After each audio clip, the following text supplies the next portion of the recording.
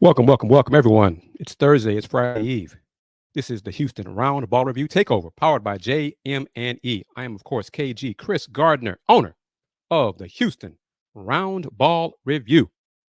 If you have a Roku streaming device, as you're watching the show here on Facebook, Twitter, Twitch, YouTube, Fire TV, and of course, Roku, you can watch it on Roku via the BS3 app.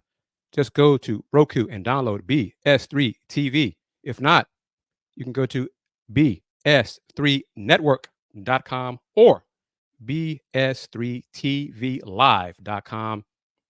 As you are watching this on Thursday, I am in the air headed to Cleveland, Ohio, getting ready to watch and cover and enjoy the Women's Final Four matchup taking place on Friday. Two great games, should be, hopefully, between first game, South Carolina and NC State, followed by UConn and Iowa. Yes, me, KG Chris Gard in Ohio, covering the Women's Final Four. Houston Roundball Review's been covering the Women's Final Four since like 2002 or something like that. It's been a long time as the Roundball Review has been privileged and credentialed to cover this event, and it has grown in that 20 plus years. The women's tournament has grown in popularity. How much has it grown? I'm glad you asked. This is how much it's grown. Look at that. The semifinals matchup between LSU and Iowa. Angel Reese, LSU. Kim Mulkey, LSU. Caitlin Clark, Iowa. Head coach Lisa Bluter, Iowa. 12.3 million viewers. Most watched women's college basketball game on record. Had a peak of 16.2 million plus during this broadcast. So those haters out there, who watches women's college basketball? Well, if you don't, that's you. That's a you problem. But 12.3 million viewers watched this game, watched Iowa defeat LSU to advance to the Final Four for the second straight year. So that's how many people watch women's college basketball. The UConn USC regional final had, 6.5 million viewers, which would have been a record for a regional final, except for that game right there between Iowa and LSU. So we're going to talk about women's Final Four, quick look at the men's Final Four matchups, but a lot of this will be H-Town specific teams. Rice Owls men's hoops is in the news. Houston Cougars men's hoops is also in the news. So that will be the majority of these 55 minutes and change on today's Houston Roundball Review Takeover, powered by JM&E. As always, thank you very much to AJ Jones for trusting me and giving me this platform, as well as being in the family at BS3 Network as you're watching the show on Roku on BS3 TV. And one other person who's going to be watching Iowa, UConn, Caitlin Clark, Kelvin Sampson. Don't believe me? Listen to his answer from Wednesday's press conference. And a lot of the comments, the entire conversation the coach had with the media is on the Houston Cougars athletic website. But I'm going to play 3 clips during today's show from Wednesday's Zoom session. This first clip, ABC 13, KTRK 13's Adam Winkler is asking the question. He asked Coach Sampson if he's going to watch the men's Final Four game this weekend or the women's Final Four game this weekend, because Coach Sampson, we can talk about it, I'll talk about it briefly, is still kind of bummed and disappointed at how his team's season ended. That injury to Jamal Shead, that severely sprained right ankle, grade 4 sprain that Jamal had 6 minutes left in the first half against Duke in the semifinal in that Sweet 16 game, and Jamal could not play the rest of the game. Cougars fought, gave it everything they had, but they lost by 3. So Coogs could not replace Jamal Shead. They did what they could. They battled, but it's hard to replace an All-American on short notice. But listen to Coach Sampson's answer to Adam Winkler's question. Kelvin, you've told us before that you watch a lot more NBA than you do college here, and you just say that you're still sick to your stomach about the way your season ended. How will you handle this weekend's Final Four, men's or women's? Will you watch it? Will you avoid it? What's your game plan? I'm gonna watch Caitlin Clark. That's for sure. She's ridiculous, isn't she? She's fun to watch. She's fun to watch. Yes. Head coach Kelvin Sampson, the Houston Cougars men's basketball head coach, said of Caitlin Clark, she's fun to watch. Earlier this season, Coach Sampson said he would spend money to watch Caitlin Clark play basketball. That says a lot about Caitlin Clark's game, her skills. She's more than just a scorer if you have not seen her play yet. I think she had, 41 against LSU. She also had 12 assists. So she's more than just a scorer. She's more than just a player who can shoot from deep range, long three-pointers. She gets her teammates involved as well. She's a complete player, and she will be. She has already racked up more and more awards, but she will be the Women's College Basketball Player of the Year. She's that talented, and she's going to the WNBA, and her fans will follow her and support her new team in the W, which will be the Indiana Fever, where they make it official and select with the first pick in the 2024 WNBA draft. The Indiana Fever select from Iowa, Caitlin Clark. That's, I think, 2 weeks away, I believe. It's coming up soon after the end of the women's basketball season. I think I want to say like the 15th or so, April 15th, something like that. Angel Reese has declared for the WNBA draft. So a lot of the top talent players who played in the tournament, who are still playing in the Final Four, are going to be in WNBA draft. South Carolina's Camila Cardoso, 6'7", center. She declared for the draft. WNBA talent's getting there. Oh, this hurts my heart that the city of Houston does not have a WNBA franchise anymore. But I digress. Another time, another story. I keep hope alive for that one. Hopefully one day the W will return to Houston with a good owner with deep pockets, willing to invest in the team and the franchise. But back to the NCAA Women's Final Four matchups. Taking place on Friday. Their games Friday, semifinals. 3-seed NC State, women's team, and the men's team from NC State in Final Four. Wolfpack, 31-6, going against 1-seed South Carolina, undefeated. Dawn Staley's Gamecocks, 36-0. A game scheduled for 6 p.m. Central on ESPN. You know how it is, how TV does it, 6:05, 6:09, whatever kind of thing. But it's the first game of a doubleheader. Next, roughly 30 minutes after that game ends, 3-seed UConn, Paige Beckers, Aaliyah Edwards, 33-5 Huskies versus Caitlin Clark. 1-seed Iowa Hawkeyes, 33-4, 8:30 p.m. Central Time. Also on ESPN. And then the winners of both those games in the title game on Sunday, April 7th, ABC, 2 o'clock Central Time. That game, the championship game, could, if it's Iowa and South Carolina, could break the record that was just set on Monday for most eyeballs watching, most viewers watching a women's college basketball game. We shall see.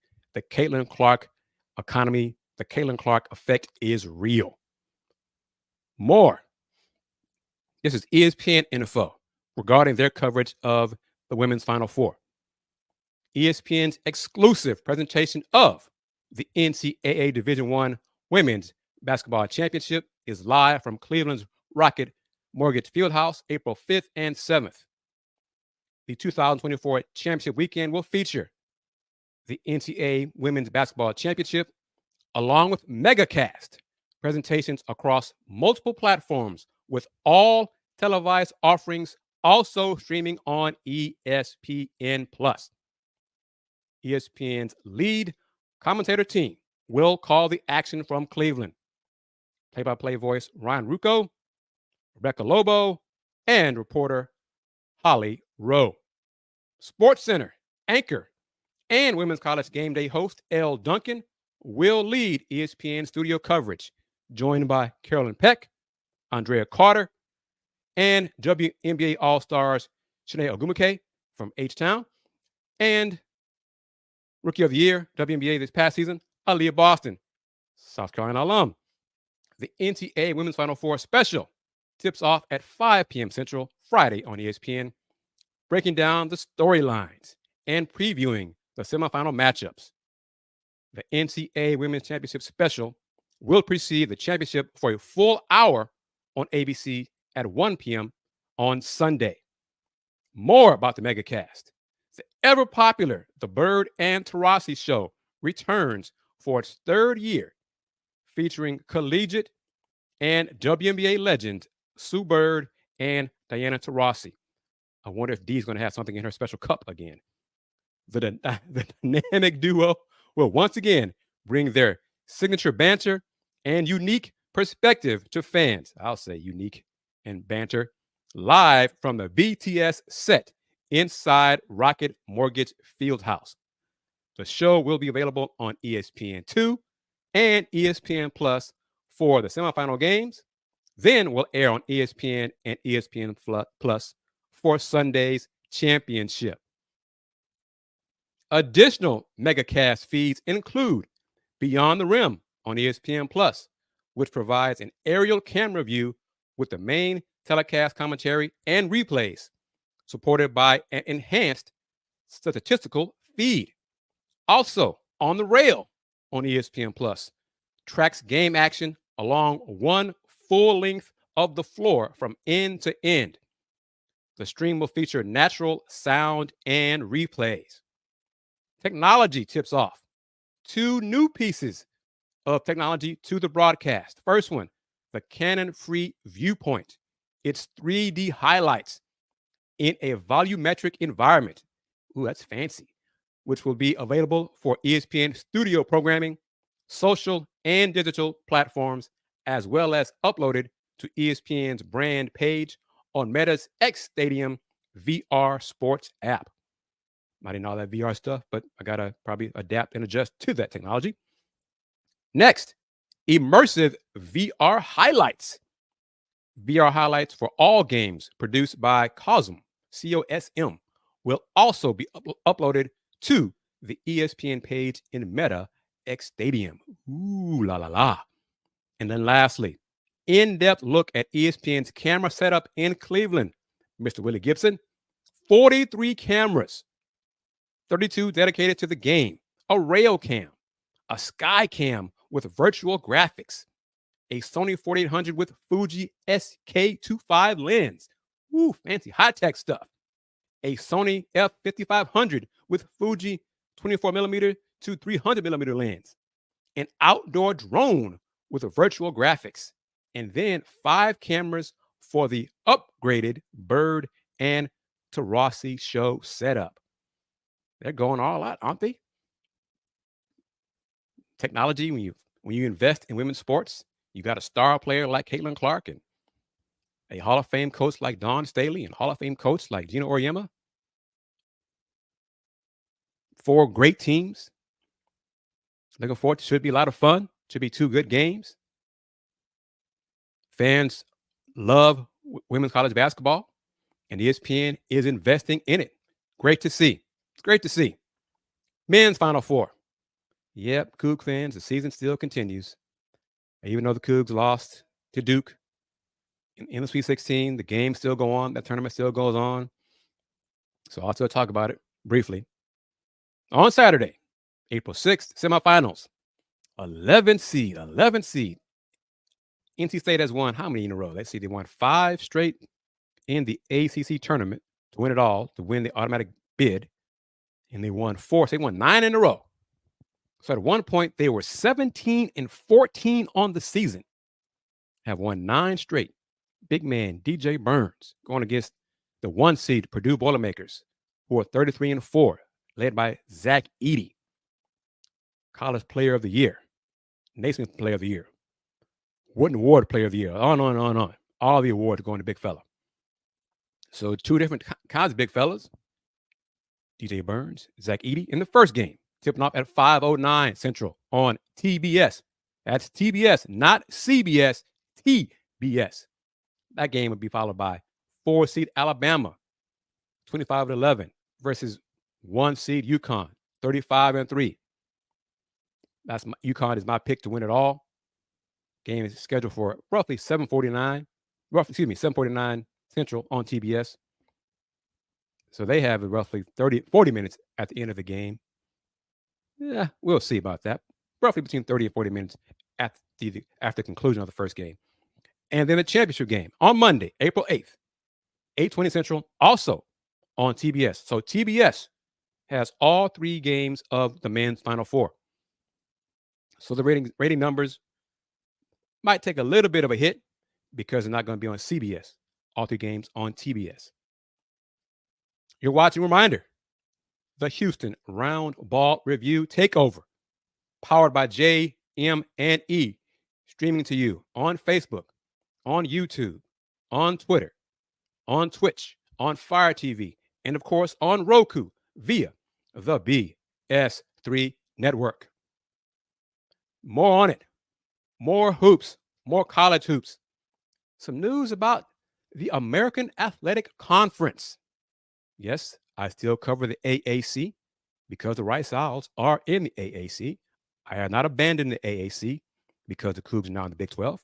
So I still keep up with the AAC. And that conference made news on Wednesday. Take a look.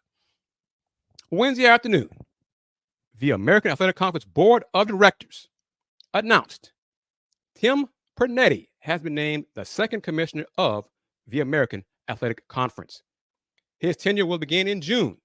He succeeds Mike Oresco, who has served as commissioner of the American Athletic Conference since the reconstitution of the conference in 2013. Pernetti is a respected veteran leader who brings over 3 decades of sports, business, and media leadership to the American Athletic Conference. He served as president of IMG Academy, executive VP of the global sports and entertainment company Endeavor, president of IMG College, and executive vice president, content, CBS College Sports. Quote from Mr. Pernetti: "It is truly an honor to be selected by the chancellors and presidents of the American Athletic Conference to serve as their commissioner at this important time in collegiate athletics that demands innovative leadership and consensus-driven change." He continues, "I am fired up to work alongside our board, conference staff, athletics directors, and coaches as we continue to transform the AAC into a bold collegiate conference enterprise that promotes world-class academic and athletic opportunities for our student athletes through innovative resources, brand partnerships, and emerging opportunities. I am ready to roll up my sleeves and, alongside our conference community, get to work." So that's good news for the conference. He seems like a person who's qualified and capable. I look forward to meeting him at a media day for football or basketball at some point this season, hopefully. Get to know him like I got a chance to know Commissioner Michael Resco, because I was one of the few media who attended the very first AAC basketball media days back in 2013. I'll go back to the beginning of the AAC. So I'm going to continue doing that. Rice Owls made some news on the men's side. Well, let's get to it right here. Last Thursday, I mentioned that there were rumors percolating that Rice Owl women's basketball head coach Lindsay Edmonds was the front runner to be the next head coach at Virginia Tech. I was told last Wednesday that the job was hers if she wanted it. The more days passed, a deal never got done. Coach Edmonds is still the head coach at Rice, and Virginia Tech announced their new head coach on Wednesday, Coach Megan Duffy, who played at Notre Dame. So she is now the head coach at Va-Tech. So Coach Edmonds is still in charge on South Main of the Rice Owls women's basketball program. Going into her 4th season, barring some change, unforeseen. She's still in charge. She's going to try to lead the Owls to back-to-back AAC championships, and a return to the NCAA women's tournament. They have, if she stays healthy, the Houston Chronicles Girls High School Basketball Player of the Year in Anaya Alexis, who chose Rice over Houston. But on the men's side, Rice Owls basketball. Staff additions. Coach Rob Lanier, new head coach of Rice, announced some staff additions, starting with Chris Kreider, named the associate head coach of Rice Owls. He was selected to the Top Connect Basketball Symposium in 2022 and 23, the networking and leadership event that includes athletics directors and some of the top assistant coaches in the country. He was also invited to the 2023 Jay Billis Coaches Leadership Program, which is intended to help experienced Division I assistant coaches continue to refine philosophy both on and off the court. And he returns to Rice. He was at Rice a few years ago. See here, his first stint at Rice was from 2017, 2019, where he helped recruit classes ranked 4th in 2018 and 3rd in 2019 in Conference USA, according to 24/7 Sports. Guard Chris Mullins, yes, Chris Mullins with an S, not Chris Mullins, the lefty from years ago, was named to the 2018-19 CUSA All-Freshman team by both the league's head coaches and the media. Additionally, 8 Owls were named to the CUSA Commissioner's honor roll in each of his 2 seasons on staff. Guard Connor Capshaw capped his junior campaign in 2017-18, earning a spot on the Conference USA All-Academic team. Also on the staff, Andre Owens, not the Houston Cougars Andre Owens, a different and younger Andre Owens, has been named Rice Owls men's basketball assistant coach. Tuesday afternoon, Andre was named assistant coach. He came to SMU after 3 seasons as an assistant coach at Sam Houston, 2019-2022. The Bearcats went 56-36 in those 3 seasons, including a 37-17 conference record. The Bearcats were in the top 4 in the league standings each season. In 2021, Owens was named to the Dave Campbell's Texas Basketball 40 Under 40. Means I'm older than him. Oh, my goodness.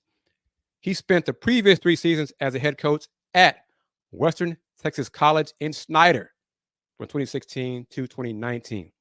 The Westerners went 50-38 under Owens.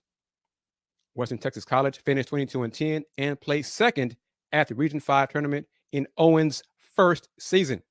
He coached 3 National Junior College Athletic Association academic All-Americans, 6 All-Western JUCO Athletic Conference selections, and 9 players who signed to play Division I basketball.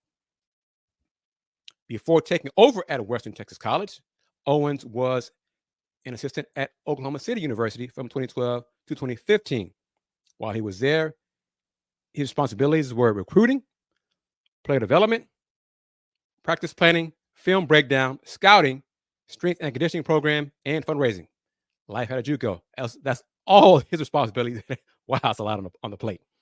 As a player, Owens attended UTSA, where he was a 2-year starter after signing with Roadrunners out of McLennan Community College. He averaged 18 points and 6 rebounds and was named a second-team All-Southland Conference selection. Last but not least, also Tuesday afternoon, Jocelyn Crow was named Rice Owls men's basketball assistant coach.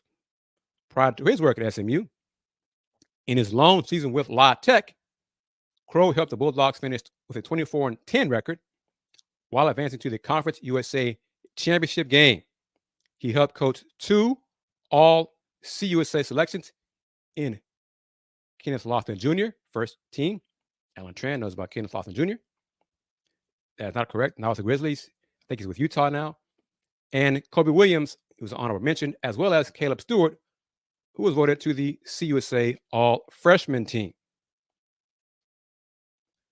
Crow previously worked at Ulala, University of Louisiana from 2015 to 21, first as the Director of Student Athlete Development for 1 year, then as an assistant coach for 5 seasons. He was part of 5 winning seasons at UL under head coach Bob Marlin. There's a name from the past. He played a key role in the development of 9 all Sun Belt honorees. The 2017-2018 Raising Cajuns went 27-7, won the Sun Belt regular season title, and earned an NIT bid. Crow also served as a grad assistant at ULL in 2011-2012, where he worked with 2014 NBA draft lottery pick Elfrid Payton. Crow played professionally overseas for 3 years from 2012 to 2015. So there's your Rice Owls. 3 additions to the staff for Coach Rob Lanier. Next few minutes, real quick, go ahead into the bottom of the hour here on this edition of the Lunch Break, Throwback Thursday, the Houston Roundball Review Takeover, powered by JM&E. Listen to these comments from head coach Kelvin Sampson. He's answering questions. My voice, you'll hear my voice first. I asked Coach about what is the plan for the replacement to replace Jamal Shead. Will that person come from the portal? Coach's answer is short, simple, direct, as he does. Then you'll hear questions from Chancellor Johnson from KPRC TV Sports. Coach's answer regarding how does he handle the portal during the tournament, because the portal was open while the Cougars were still playing in the tournament. And then last question and answers from Coach, you'll hear from colleague Joseph Duarte from the Houston Chronicle. Basically, JD asked him, Coach Sampson, what he looks for in a point guard. He's only had 3 point guards in his 10 years as head coach at Houston. The Godfather, Galen Robinson Jr., then Dejan Jarreau, and then Jamal Shead. So who will be next in line in that great lineage of great point guards for head coach Kelvin Sampson? Take a listen. You're watching the Houston Roundball Review Takeover, powered by JM&E. The importance, how important it is to be right when it comes to the point guard position. Who will be, or is that replacement for Jamal Shead in the transfer portal for the point guard? Who will be the replacement? Is that person in the portal? Yes. What's your timetable for making that decision? Whenever I make it. I'm gonna go out on a limb and say this there, KG. We're gonna have a good point guard next year. We'll go to Chancellor Johnson from KPRC TV. Thanks, Coach. Chancellor, please go ahead. Kelvin, it's funny that even after you listed all those challenges, you guys still went on to win the Big 12 championship. So congratulations to you guys and Seth once again. My question is, a lot of the conversation right now has been on the timing of the transfer portal. For you, obviously, the team was competing in the NCAA tournament when that happened. What are your general thoughts about the timing of it? And then with so many players entering into the portal, how do you kind of attack that while also, at the time, still preparing for a really important game? What was the last part of your question? With so many players entering into the portal and with you guys competing for an NCAA tournament at the time, how did you go about attacking that while still preparing your team for the tournament?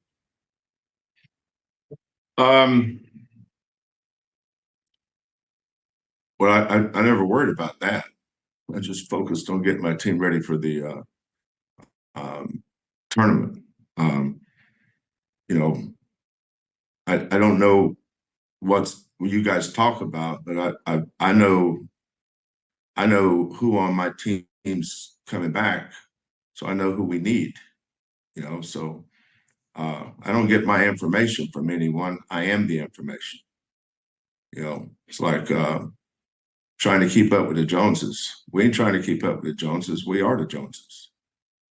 So in terms of attacking the portal, I haven't attacked the portal. You know, like last year, you know, I got asked stuff about for this guy and that guy. And, you know, my response is usually, what are you talking about? I don't even know what you're talking about.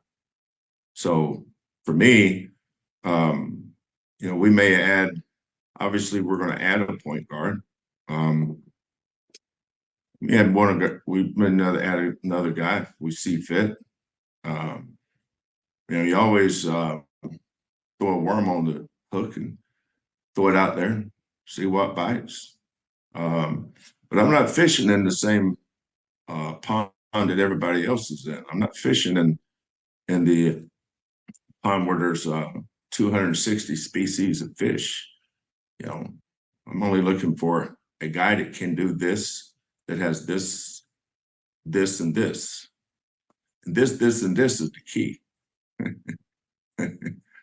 So I have zero interest in other people's opinion about the players that we should recruit or sign, because their opinion is about as much as one of those 10 million cicadas attacking a crop of corn. Don't matter. Go to Joseph Duarte from the Houston Chronicle. Joseph, please go ahead. Morning, Kelvin. Morning. Kelvin, going back to the beginning with Galen and then Dejan and then Jamal, each one of them were obviously they were different. Whether it's the development aspect of you get a guy at that position that you can bring along and develop like Jamal, or go to the portal and maybe have a year or two, is there a common denominator that you look for, or specifically with the portal that you need to have in a guy that maybe you won't have for as long, that you need to sort of stress certain things sooner rather than later? No, for being a point guard in our program, you know, two of the things that I look for is just things that we'd all want from our children. You know, to be a good person. I think it's important. If you're a low character dude, we're not going to bring a low character dude in here because our culture is too important. We're not going to bring anybody who's going to screw the culture up. Immaturity is important. Being able to handle adversity is part of both of those. You know, Galen had some rough days when he was a freshman and a sophomore.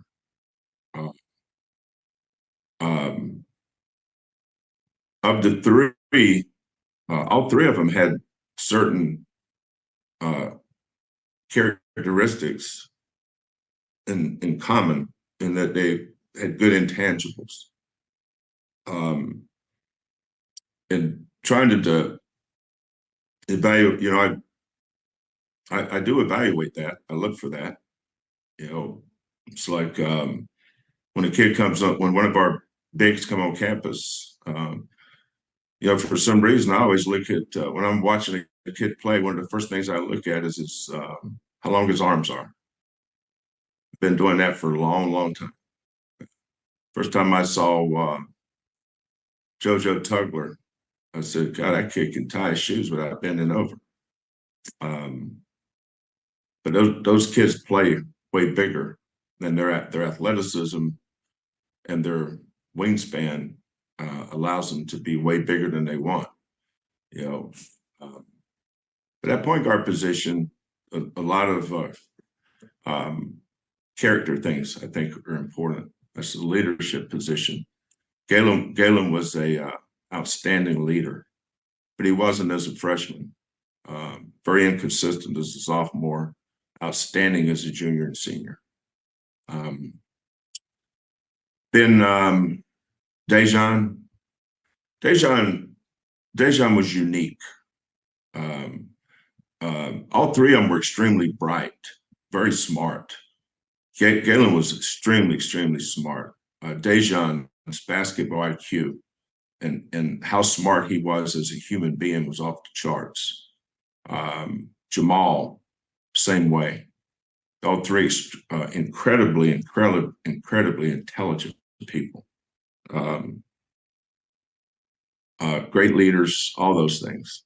So the kids that we're recruiting, or the kid that we're recruiting, whatever how you want to put it, has to be really good in those areas. But I don't compare them. Yeah, so I'm not looking for another Jamal. That guy's not out there. I'm not looking for another Dejan. That guy's not out there. I'm not looking for another Galen. I'm looking for this kid. He runs his own race. He'll do it the way he does it, and that'll be good enough for us. That is Houston Cougars head coach Kelvin Sampson discussing the next, or the replacement, or the next point guard for the Cougars is in the transfer portal. Not sure how quickly that young man will become a Cougar, will sign with the Cougs. Could be soon. Coach Sampson said he doesn't have a timetable. It'll be when he said when it's official. That's when it'll happen. But little past the bottom of the hour, it is customary that I let everyone know about BS3 Network, BS3 TV, because if you're watching, as you see in the bottom right there corner, this is the lunch break via BS3 Network. We are part of the BS3 family. So I'm going to play this clip, come back in 90 seconds, but this clip will give you an indication of what BS3 TV is all about.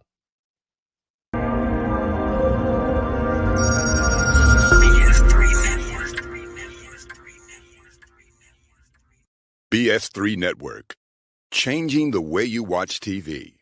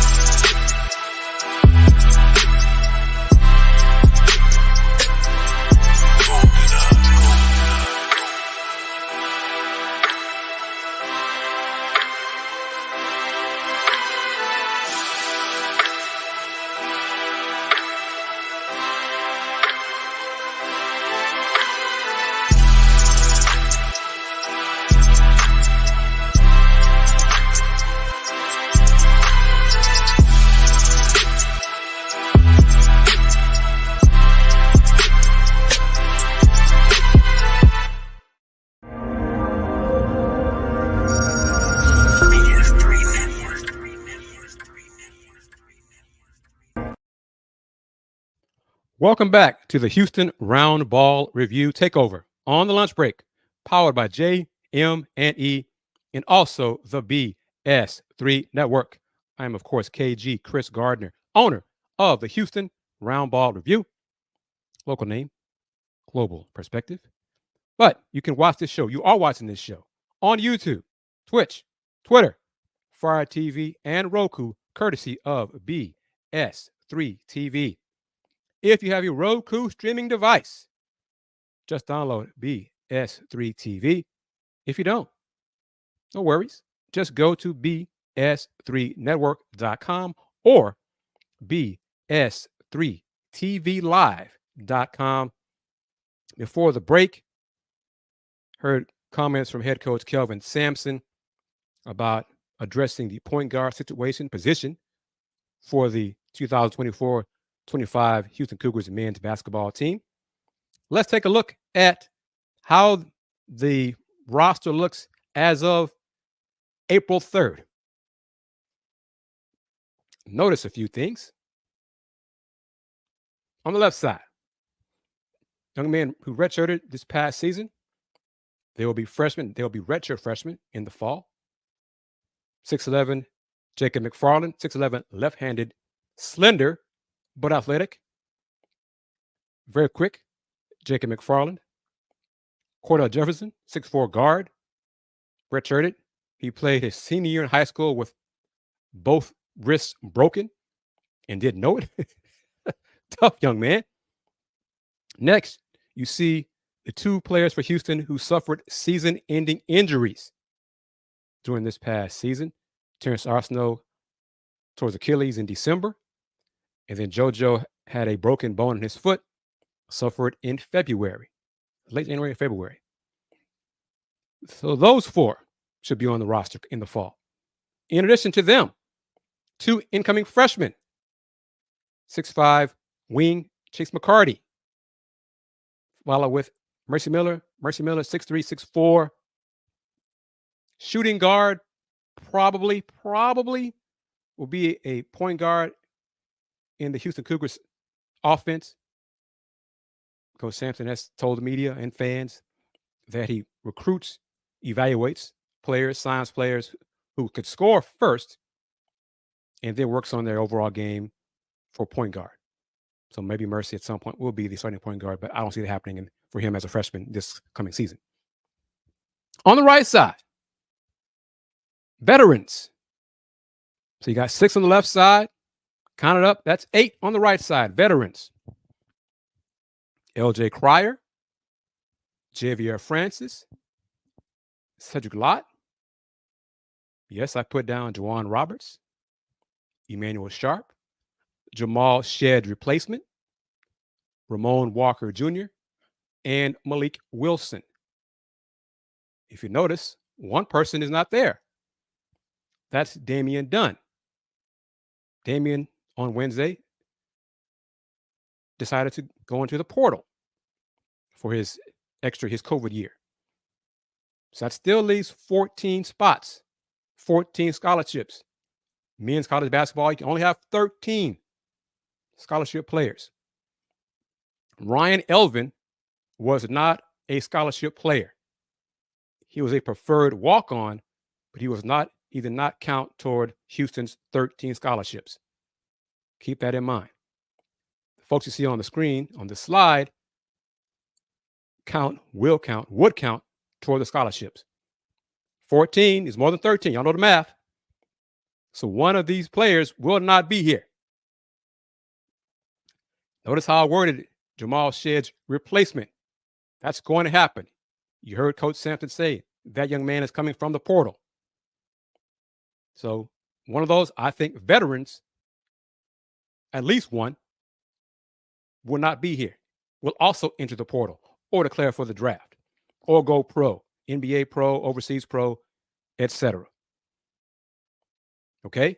So the 14 you see here, one of them won't be here. So take him, put it in your mind. I don't know who's going to be. I believe Juwan Roberts is coming back. Okay? I think it's better than 50-50. Juwan Roberts will return. So that means someone else will go to the portal or go pro. That will get down to 13, the limit for scholarship players. So keep all that in mind as you, as fans, spend, I think, too much time living and dying with transfer portal updates. Enjoy your life. Trust Coach Sampson. Trust the staff. The team will be fine. You can see the team's got loads of talent next year. So the team will be fine. And Coach Sampson, I'll say it on the big screen. Coach Sampson told the media Wednesday, he reminded the media that he tells his players, he gives them advice, he tells them the truth. Because some of these young men will put their names in the NBA draft evaluation to see where their draft status is, where their draft stock is. I don't believe any of these young men for the Cougars this year are ready for the NBA draft. Jamal Shead, but he's not. I'm not counting him. Everybody else, that does not mean one of those 14 won't go pro. They might need to go pro. Could be a situation, financial situation for their family. Who knows? I don't know all that. But one of those 14 won't be here. At least one of those 14 won't be here. So keep that in mind. These closing moments of this edition of The Lunch Break, the Houston Roundball Review Takeover, powered by JM&E. See if you can see this, because if not, I got more audio video from Coach Sampson. But Tuesday, the Big 12 announced it will delay the launch of Big 12 Mexico with a new target date of 2025.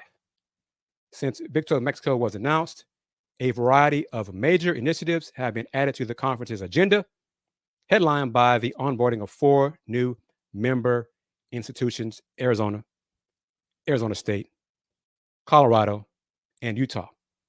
The Big 12 will continue to build its brand in Mexico through its broadcast partners and remains enthusiastic about bringing the Big 12 to Mexico. See if I can bring this up because I forgot to do it initially. So bear with me here as I record this for you as you watch it live. But Coach Sampson was not bummed about the Big 12 being postponed. Let's just say, if I have that somewhere, the word he used was he was ecstatic. Ecstatic was a word that he used to describe not that the postponing of the Big 12 Mexico. Yeah, let's see. Looks like I don't have it saved. That's shame on me, or I saved it somewhere else, and that's a bummer because I really wanted you. Oh, here we go. I found it. Live, just on the fly. Been doing this a long time. We'll go to Starnes and Leland from the Cougar. Starnes, please go ahead. Good afternoon, Coach. Afternoon. With just what are your thoughts on the Big 12 Mexico game next year getting postponed, and when did you find that out? Ecstatic. I'm ecstatic. Although, having been to Mexico City, it's got the best street food in the world, by the way. You don't have to go to a 5-star restaurant. They got 4- and 5-star restaurants, and those are trucks. I mean, that place is unbelievable. But no, I was never a big fan of that. But our commissioner, our commissioner is unbelievable. The Big 12 is lucky to have him. For him to come in and start just popping firecrackers and lobbing cherry bombs, and man, that dude is a bag of fireworks. I love him. I mean, I absolutely love Brett Yormark. And Bill and I talked about this 2 or 3 times. It was taking a home game away from us, and this NIL thing is real. A lot of fan bases think it's a year-to-year thing. No, it's every year. You have to start over with the new roster. And I think the most important thing for coaches today is how do you manage your roster? But I've been managing this roster for 10 years. Next year's roster is just a continuation of this year's roster. It doesn't start over for me. We managed the roster for next year was put in motion 3 years ago. So being able to manage your roster, being able to build your program today, I think is the hardest thing we do in coaching. And it's because of the rules that's been put in place. Every rule that's been put in place has been pro-student athlete. But a lot of those rules are anti-program building. And that's what makes these jobs harder and harder and harder. So those words from head coach Kelvin Sampson about the postponement of Big 12 Mexico, the changes in the college landscape regarding NIL. And if you're worried about, oh gosh, coach, he's getting frustrated about the changes, you didn't say all that. Don't worry about that. Don't read more in there than was said. But some good news, some more awards for Coach Sampson and point guard Jamal Shead. Tuesday afternoon, head coach Kelvin Sampson and Jamal Shead, point guard Jamal Shead, earned national honors from the National Association of Basketball Coaches, NABC. Sampson was named the NABC National Coach of the Year, while Shead was recognized as the organization's National Defensive Player of the Year. Under Sampson's and Shead's leadership, Houston posted a 32-5 overall record and captured the Big 12 regular season championship. Let me say it one more time. The Big 12 regular season championship by 2 games in the Cougars' first year in the league. Awards like that, awards and honors for Jamal Shead, will be reason why Coach Sampson is in Glendale, Arizona with Jamal to support Jamal as Jamal receives his awards, honors, and recognition. Coach Sampson is not big on attending the Final Fours. He'd be as happy watching games on TV and taking care of his grandkids. But because Jamal is going to receive so many honors, and because it's special for Jamal, Coach Sampson will be with Jamal in Glendale, Arizona this weekend for the men's Final Four events. A lot goes on regarding those events. Final minutes of this edition of the Houston Roundball Review Takeover on the lunch break, powered by JM&E. Reminder, folks, I'm still looking for an advertiser for this show. It's important. It's vital for me and the continuation of the Houston Roundball Review Takeover to get an advertiser or advertisers, plural, for this show. Just putting it out there.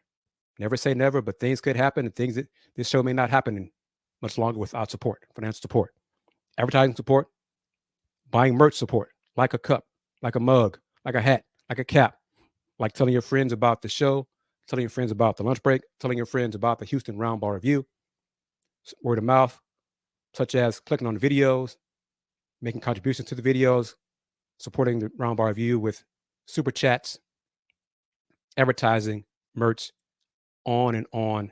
It's hard to keep doing this. It's hard to cover all these teams and do it well on a minuscule budget.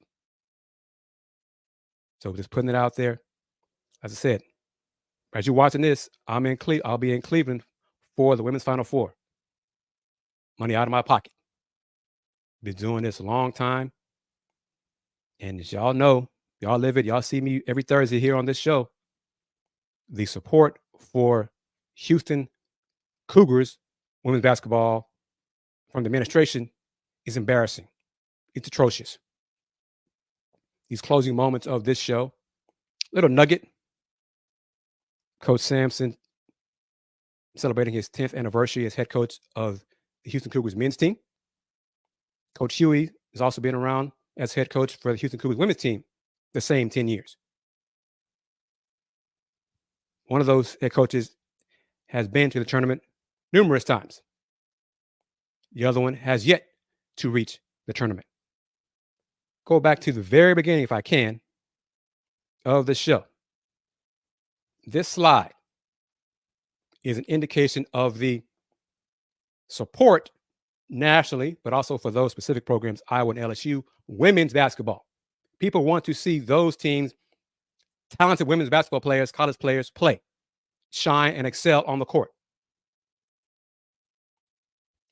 Houston Cougars women's team has not been to the NCAA tournament since 2011. One more time, since 2011. The administration doesn't seem to care. Last few days, I heard discussion about the comparisons about, as folks were watching the games, watching LSU in Iowa. What's up with Houston women's basketball? Why aren't we better? What's the problem? What's the issue? It's time for a change. Then the discussion turned to, well, we don't have anybody who's going to pay that buyout. We don't have anyone that goes to the games. All the thousands of alums at Houston, you can't get someone, a group of folks to pay a buyout, to invest in women's basketball, to make Houston Cougars women's basketball relevant on the national scale, the national landscape. That's the mentality of Houston Cougars alums and administrators. On a happier note, Chris Baldwin from Paper City Magazine had one of the last two questions during Wednesday's media session. Listen to his question. He asked Coach if Coach is thinking about retiring anytime soon. Cougar fans, I think you will enjoy head coach Kelvin Sampson's answer. Kelvin, you said you're in your last lap of your coaching career, but you don't know where you are on that lap yet. Do you think about that more each off season, and when will you sort of know? I haven't thought about it this offseason. I've been too pissed off to think about that. No, I still got a fire in my belly. I know exactly where we are as a program, and I spend my time meeting with, like, we met Sunday morning. I know it was Easter. I made sure that I wasn't interrupting anybody's church services. But we met Sunday about when you have the kind of relationships we have with our players, again, we know exactly what's going on. That's why you have relationships. But with our team is how do we improve? How do we get better? And that starts with us as a coaching staff. And so I like to push the envelope with our guys, shake it up, making sure that we're all thinking outside the box a little bit. Sometimes your best ideas are inside the box, by the way. Don't ever overestimate that box. If you live outside, if you're constantly living outside the box, then you don't have one.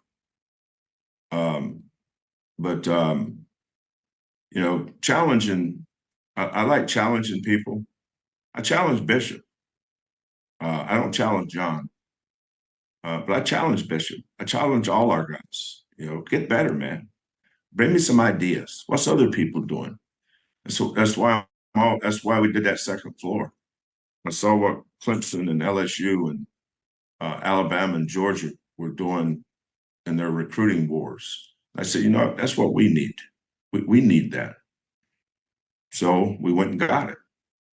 And now the biggest thing now is this NIL thing and the transfer portal thing.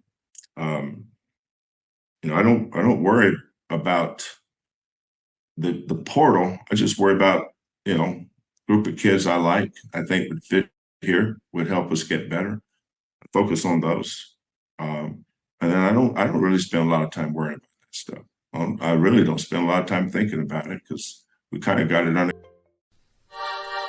My name is JM&E, and I won $500 on the lunch money for keeping up with the Jonas Bracket Challenge.